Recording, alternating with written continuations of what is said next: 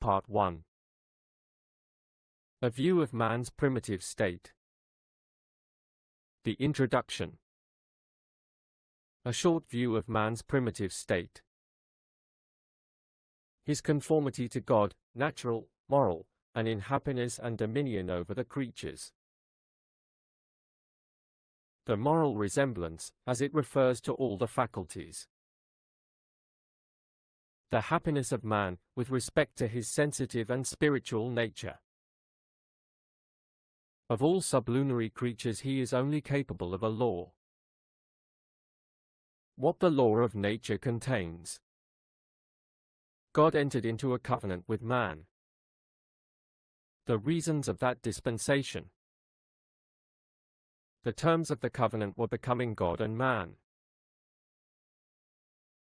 The special clause in the covenant concerning the tree of knowledge of good and evil. The reasons of the prohibition. The felicity which the Lord Jesus procured for believers includes a perfect freedom from sin and all afflictive evils, the just consequences of it, and the fruition of righteousness, peace, and joy, wherein the kingdom of God consists. In this the evangelical covenant excels the natural. The law supposes man upright, and the happiness it promises to exact obedience is called life. It rewards innocence with immortality, but the blessedness of the gospel is styled salvation, which signifies the rescuing of lapsed man from a state of misery, and the investing of him with unperishing glory. In order to the discovering of the excellency of this benefit, arid the endearing obligations laid on us by our Redeemer, it is necessary to take a view of that dreadful and desperate calamity which seized upon mankind. The wretchedness of our captivity illustrates the glory of our redemption. And since the misery of man was not the original condition of his nature, but the effect of his guilty choice, it is requisite to make some reflection upon his first state, as he came out of the pure hands of God, that comparing our present misery with our lost happiness, we may revive in our breasts the affections of sorrow, shame, and indignation against ourselves, and considering that the heavenly Adam hath purchased for us a title to a better inheritance than was forfeited by the earthly one, we may, with the more affectionate gratitude, extol the favor and power of our Redeemer.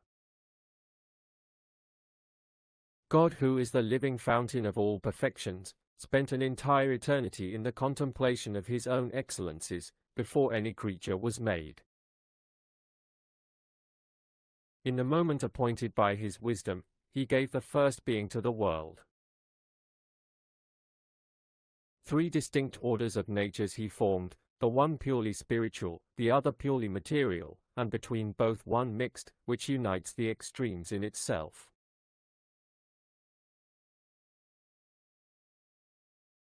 This is man, the abridgment of the universe, allied to the angels in his soul, and to material things in his body, and capable of the happiness of both, by his internal faculties enjoying the felicity of the intellectual, and by his external tasting the pleasures of the sensitive world.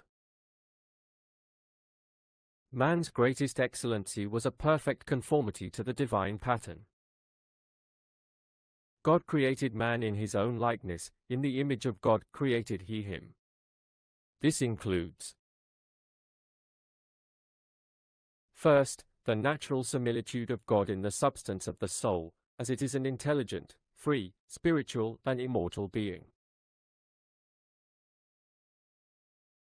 This is assigned to be the reason of the law, that, whoso sheds man's blood, by man shall his blood be shed, for in the image of God made he man. Genesis 9:6. Secondly, a moral resemblance in its qualities and perfections. Thirdly, that happiness and dignity of man's state, which was the consequent and accession to his holiness. The natural resemblance I shall not insist on. For the distinct illustration of the other, we must consider God in a threefold respect. 1. in respect of his absolute holiness, unspotted purity, infinite goodness, incorruptible justice, and whatever we conceive under the notion of moral perfections.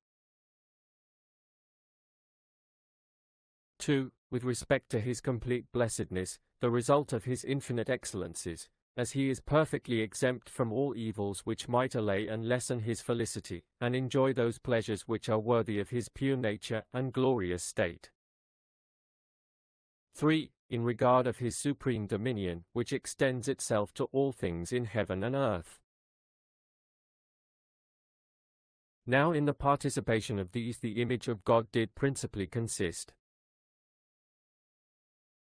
The holiness of man was the copy of the divine purity, his happiness a representation of the divine felicity, and his dominion over the lower world the resemblance of God's sovereignty. I will take a particular survey of them. 1. Man was conformed to God in holiness.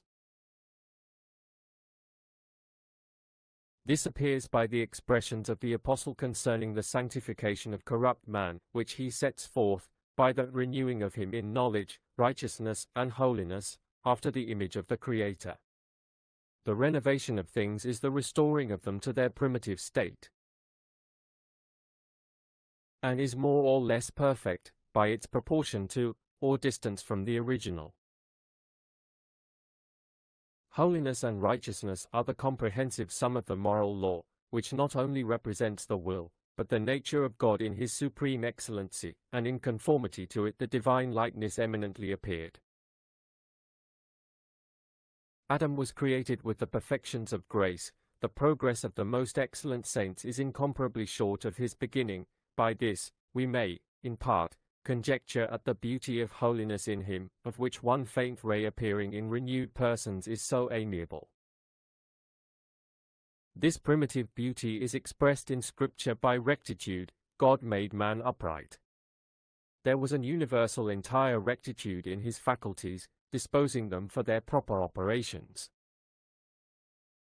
This will more fully appear by considering the distinct powers of the soul, in their regular constitutions. Point 1.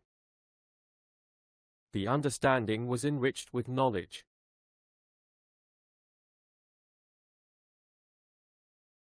Nature was unveiled to Adam. He entered into its sanctuary, and discovered its mysterious operations.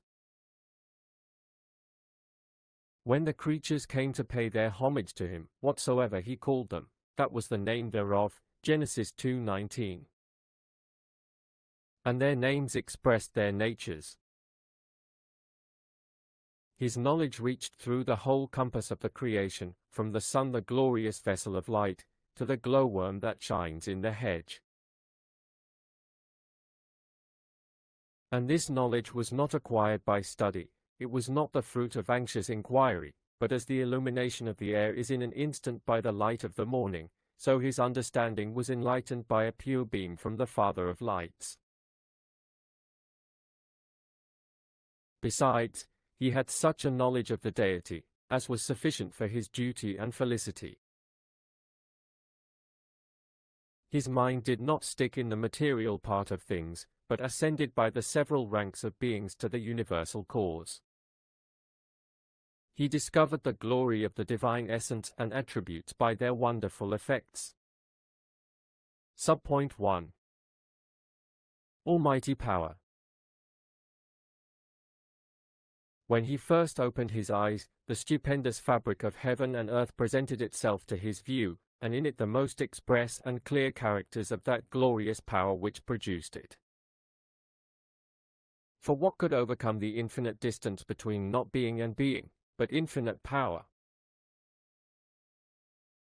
As there is no proportion between not being and being, so the cause which unites those terms must be without limits. Now the divine word alone, which calls the things that are not, as if they were, caused the world to rise from the abyss of empty nothing. At God's command the heavens and all their host were created. And this led him to consider the immensity of the divine essence, for infinite power is incompatible with a finite essence, and by the consideration of the immensity he might ascend to the eternity of God. To be eternal without beginning, and infinite without bounds, infer one another, and necessarily exist in the same subject.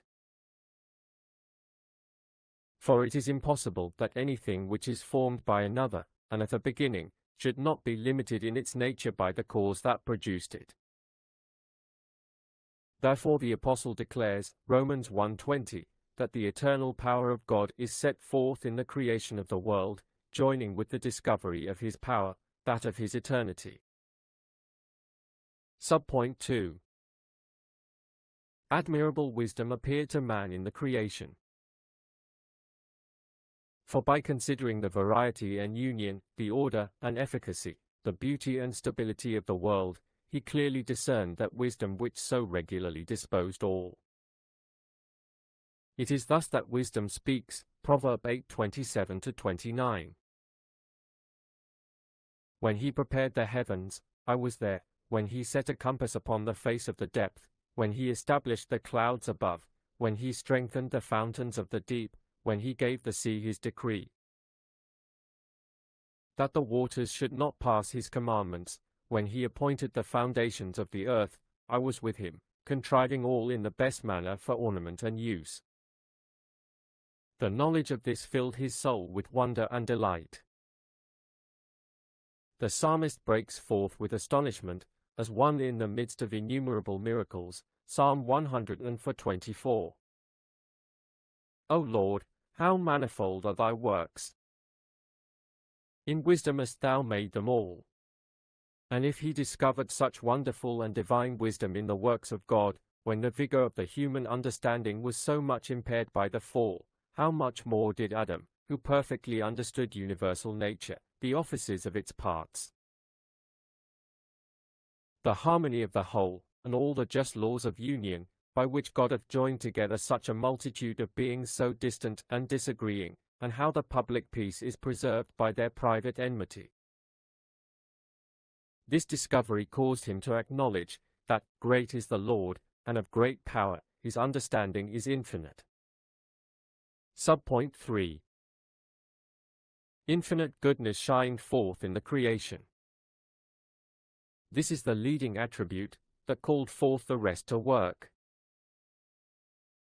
As there was no matter, so no motive to induce God to make the world, but what arose from his goodness, for he is an all-sufficient being, perfectly blessed in himself. His majesty is not increased by the adoration of angels, nor his greatness by the obedience of nature, neither was he less happy, or content, in that eternal duration before the existence of any creature, than he is since.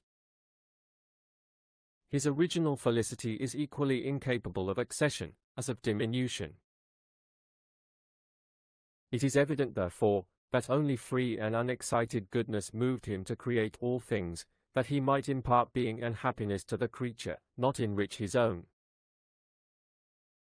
And as by contemplating the other works of God, so especially by reflecting upon himself, Adam had a clear sight of the divine attributes which concurred in his creation. Whether he considered his lowest part, the body, it was formed of the earth, the most artificial and beautiful piece of the visible world. The contrivance of its parts was with that proportion and exactness, as most conduced to comeliness and service. Its stature was erect and raised, becoming the Lord of the creatures, and an observer of the heavens. A divine beauty and majesty was shed upon it. And this was no vanishing ray, soon eclipsed by a disease, and extinguished by death, but shined in the countenance without any declination. The tongue was man's peculiar glory, being the interpreter of the mind, and capable to signify all the affections of the soul. In short, the body was so framed, as to make a visible discovery of the prerogatives of his creation. And when he reflected upon his soul that animated his dust, its excellent endowments wherein it is comparable to the angels, its capacity of enjoying God himself forever, he had an internal and most clear testimony of the glorious perfections of his Creator. For man, who alone admires the works of God, is the most admirable of all. Point 2. The image of God was resplendent in man's conscience, the seat of the practical knowledge, and treasury of moral principles. The directive faculty was sincere and uncorrupt, not infected with any disguising tincture. It was clear from all prejudices, which might tender it an incompetent judge of good and evil. It instructed man in all the parts of his relative obligations to God and the creatures. It was not fettered and confined, fearfully restraining from what is lawful, nor licentious and indulgent in what is forbidden. Briefly, conscience in Adam upright was a subordinate God that gave laws and exacted obedience to that glorious being who is its superior. Point 3.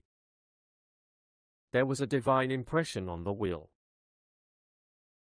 Spiritual reason kept the throne, and the inferior faculties observed an easy and regular subordination to its dictates. The affections were exercised with proportion to the quality of their objects. Reason was their inviolable rule, love the most noble, and master affection, which gives being and goodness to all the rest, even to hatred itself, for so much we hate an object. As it hinders our enjoyment of the good we love, this precious incense was offered up to the excellent and supreme being, which was the author of his life. Adam fully obeyed the first and great command, of loving the Lord with all his heart, soul, and strength. His love to other things was regulated by his love to God. There was a perfect accord between flesh and spirit in him. They both joined in the service of God, and were naturally moved to their happiness. As the two eyes consent in their motion, so reason and sense agreed for the same end. In short, the image of God in Adam was a living, powerful principle, and had the same relation to the soul which the soul hath to the body, to animate and order all its faculties in their offices and operations, according to the will of his Creator. The image of God consisted, though in an inferior degree, in the happy state of man. Herein he resembled that infinitely blessed being. This happiness had relation to the two natures which enter into man's composition. Point 1. To the animal and sensitive, and this consisted in two things. First part. In the excellent disposition of his organs. Second part. In the enjoyment of convenient objects. First part. In the excellent disposition of the organs. His body was formed immediately by God, and so not liable to these defects which proceed from the weakness of second causes. No blemish or disease, which are the effects and footsteps of sin, were to be found in him. His health was not a frail inconstant disposition, easily ruined by the jarring elements, but firm and stable. The humours were in a just temperament, to prevent any distemper which might tend to the dissolution of that excellent frame. Briefly, all the senses were quick and lively, able to perform with facility, vigour, and delight, their operations. Second part. There were convenient objects to entertain his sensitive faculties. He enjoyed nature in his original purity, crowned with the benediction of God, before it was blasted with the curse. The world was all harmony and beauty, becoming the goodness of the Creator, and not as it is since the fall, disordered and deformed in many parts, the effect of his justice. The earth was liberal to Adam of all its treasures, the heavens of their light, and sweetest influences. He was seated in Eden, a place of so great beauty and delight, that it represented the celestial paradise which is refreshed with rivers of pleasure. And as the ultimate end of the creatures was to raise his mind, and inflame his heart with the love of his great benefactor, so their first and natural use was the satisfaction of the senses, from whence the felicity of the animal life did proceed. Point 2. His supreme happiness consisted in the exercise of his most noble faculties on their proper objects. This will appear by considering that as the spiritual faculties have objects which infinitely excel those of the sensitive, so their capacity is more enlarged, their union with objects is more intimate, and their perception is with more quickness and vivacity, and thereby are the greatest instruments of pleasure to the rational being. Now the highest faculties in man are the understanding and will, and their happiness consists in union with God by knowledge and love. Subpoint 1. In the knowledge of God. As the desire of knowledge is the most natural to the human soul, so the obtaining of it produces the most noble and sweetest pleasure.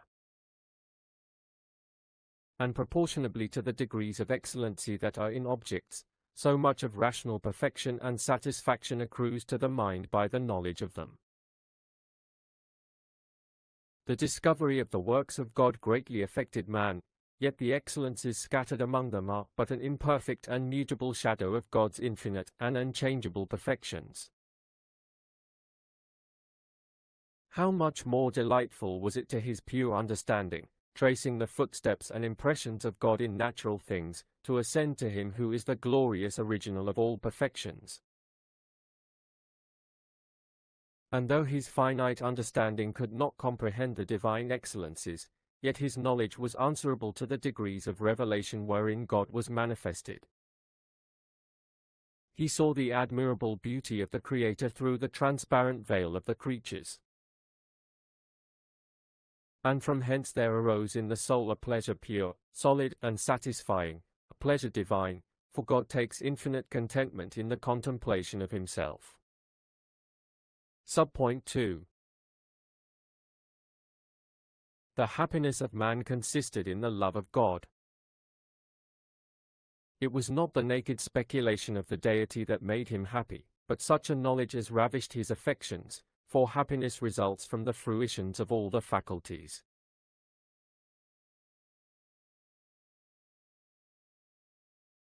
It is true that by the mediation of the understanding the other faculties have access to an object, the will and affections cannot be inclined to anything.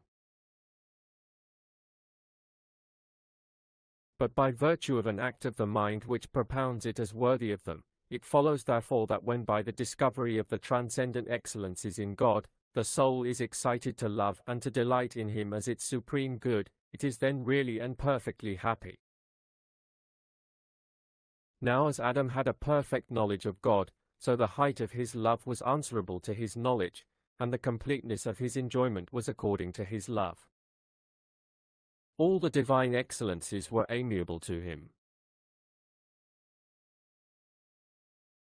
The majesty, purity, justice, and power of God, which are the terror of guilty creatures, secured his happiness whilst he continued in his obedience.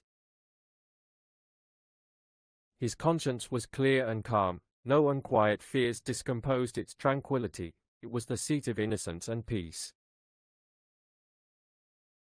Briefly, his love to God was perfect, 1 John 4:10, without any allay of tormenting fear, and delight, its inseparable attendant, was pure, without the least mixture of sorrow. Point 3. There was in man's dominion and power over the creatures a shining part of God's image. He was appointed God's lieutenant in the world, and adorned with a flower of his crown. God gave him the solemn investiture of this dignity, when he brought the creatures to receive their names from him, Psalm 8:5 and 6, which was a mark of their homage, and a token of his supreme empire to command them by their names. As this dominion was established by the order of God, so it was exercised by the mediation of the body. In his face and words there was something so powerful, as commanded all the hosts of the lower world. And as their subjection was most easy without constraint or resistance, so it was most equal without violence and oppression. Thus holy and blessed was Adam in his primitive state. And that he might continue so, he was obliged forever to obey the will of God, who bestowed upon him life and happiness. By the first neglect of his duty he would most justly and inevitably incur the loss of both. This will appear by considering the design of God in the creation. God did not make the world and man for the mere exercise of his power, and so left them, but as the production of all things was from his goodness, so their resolution and tendency are for his glory. He is as universally the final, as the efficient cause of all creatures. For that which receives its being from another, cannot be an end to itself, for the provision of the end in the mind of the Creator sets him a work, and is antecedent to the being of the creature. Therefore the wise man tells us, Proverbs 16, for that God made all things for himself. And the Apostle, Romans 11:36. That, of him, and to him, and through him are all things, to whom be glory forever. The lower rank of creatures objectively glorify God, as there is a visible demonstration of his excellent attributes in them. Man is only qualified to know and love the Creator. And as the benefit of all redounds to him, it is his duty to pay the tribute for all. By his mouth the world makes its acknowledgment to God. He is the interpreter of the silent and uninterrupted praises, which the full choirs of heaven and earth renders to him. O Lord, all thy works praise thee. Psalm 145:10, from the most noble to the least worthy, thy saints bless thee. Thankfulness is the homage due from understanding creatures. And from hence it follows, that man only was in a state of moral dependence, and capable of a law. For a law being the declaration of the superior's will requiring obedience, and threatening punishment on the failure thereof, there must be a principle of reason and choice in that nature that is governed by it. 1. To discover the authority that enjoins it.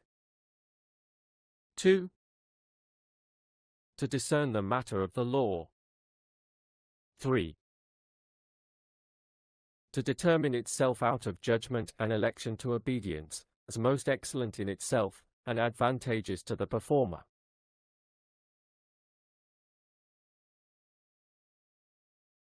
Now all inferior creatures are moved by the secret force of natural inclinations, they are insensible of moral engagements, and are not wrought on in an illuminative way by the foresight of rewards and punishments, but man who is a reasonable creature, owes a reasonable service, Romans 12:1. And it is impossible that man should be exempt from a law, for as the notion of a God, that is, of the first supreme being, excludes all possibility of obligation to another, who hath first given to the Lord, and it shall be recompensed to him again. Romans 11:35. And of subjection to a law, for supremacy and subjection are incompatible, so the quality of a creature includes the relation of dependence and natural subjection to the will of God.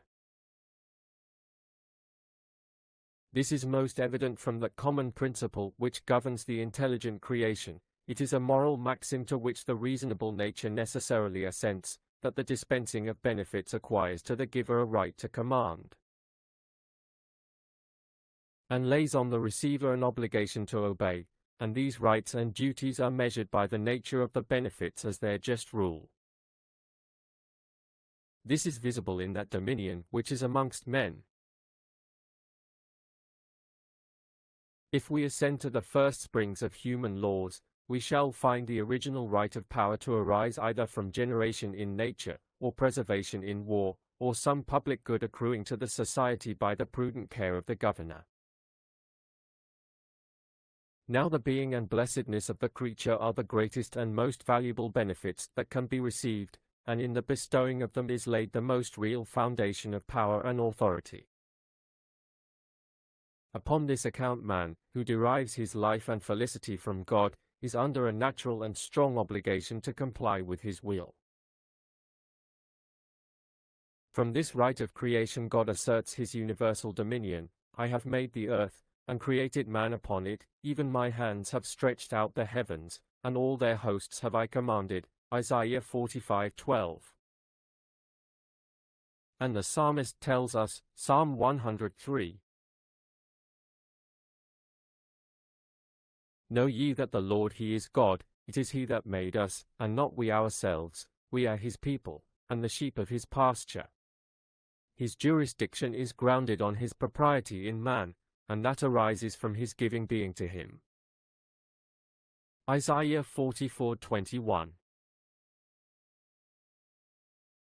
Remember, O Israel, for thou art my servant, I have formed thee. From hence he hath a supreme right to impose any law, for the performance of which man had an original power. Universal obedience is the just consequent of our obligations to the divine goodness. Suppose that man were not the work of God's hands, yet the infinite excellency of his nature gives him a better title to command us, than man hath upon the account of his reason to govern those creatures that are inferior to him. Or suppose that God had not created the matter of which the body is composed, but only inspired it with a living soul, yet his right over us had been unquestionable. The civil law determines that when an artificer works on rich materials, and the engraving be not of extraordinary value, that the whole belongs to him who is the owner of the materials, but if the matter be mean, and the workmanship excellent, in which the price wholly lies, as if a painter should draw an admirable picture on a piece of canvas, the picture of right belongs to him that drew it, instit. Justin.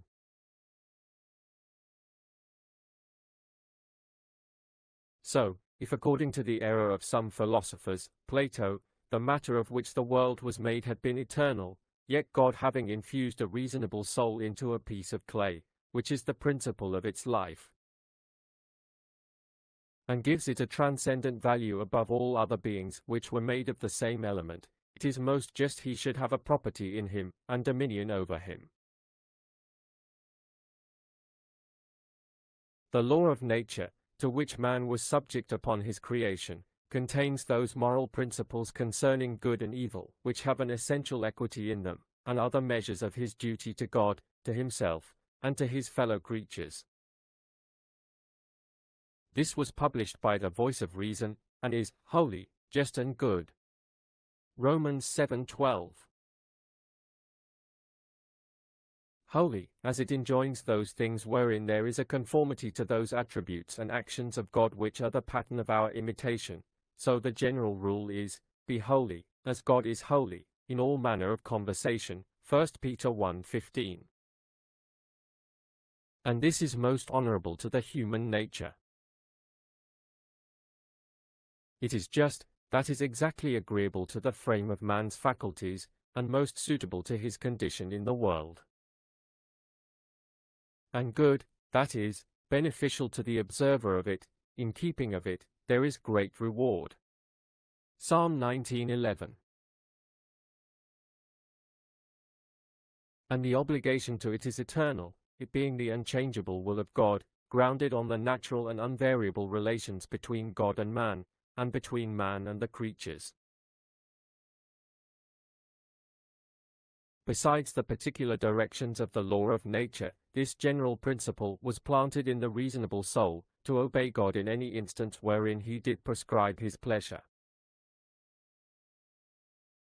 Moreover, God was pleased to enter into a covenant with Adam, and with all his posterity naturally descending from him. And this was the effect: 1. Of admirable goodness, for by his supremacy over man, he might have signified his will merely by the way of empire, and required obedience, but he was pleased to condescend so far as to deal with man in a sweeter manner, as with a creature capable of his love, and to work upon him by rewards and punishments congruously to the reasonable nature. 2. Of wisdom, to secure man's obedience, for the covenant being a mutual engagement between God and man, as it gave him infallible assurance of the reward to strengthen his faith, so it was the surest bond to preserve his fidelity. It is true, the precept alone binds, by virtue of the authority that imposes it, but the consent of the creature increases the obligation, it twists the cords of the law, and binds more strongly to obedience.